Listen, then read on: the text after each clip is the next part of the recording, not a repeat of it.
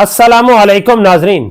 मैं हूं समीउल्लाह मलिक एडवोकेट और आप इस वक्त देख रहे हैं यूट्यूब चैनल समी मलिक एडीवी।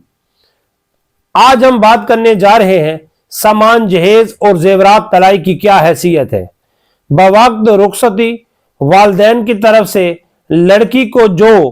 तोहफे तहाइफ या सामान और लड़की को वालदैन के अलावा मुआशरे में बसने वाले कोई भी फर्द,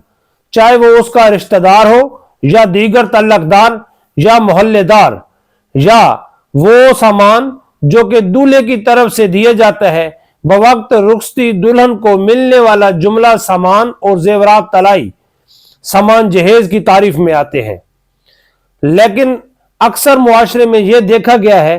कि जब माबैन फरीकैन अलहदगी इख्तियार होती है तो लड़के वाले ये कहना शुरू कर देते हैं कि ये सामान जहेज हमारी तरफ से दिया गया था। लेकिन यहां ये अमर मैं आपको वाजे करता चलूं कि कोई भी सामान जो कि बवक्त रुखसती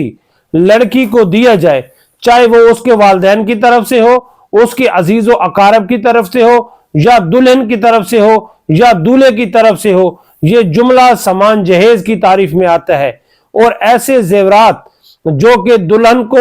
उसके मेके की तरफ से, उसके ससुराल की तरफ से या खानदान के किसी भी फर्द की तरफ से दिए जाए, ये तमाम सामान सामान जहेज की तारीफ में आता है। तो कानूनन व शरन ऐसा सामान या ऐसे जेवरात जो कि बवक्त रुखसती दुल्हन को दिए जाते हैं, वो दुल्हन की मलकियत ही होते हैं।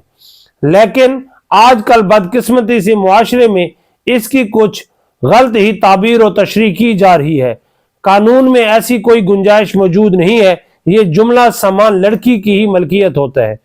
लड़की जब अदालत में अपने दावा सामान जहेज और जेवरात तलाई की वापसी के लिए अदालत से रजू करती है तो अदालत में लड़की को अपना सामान जहेज और जेवरात तलाई की खरीदारी का कोई सबूत पेश नहीं करना होता, लेकिन उसे सिर्फ और सिर्फ ये बात साबित करनी होती है कि बवक्त रुखसती फला फला सामान या फला फला जेवरात मुझे दिए गए थे, जो कि बवक्त रुखसती मेरे साथ, यानी कि बवक्त रुखसती दुल्हन के साथ वो सामान वो जेवरात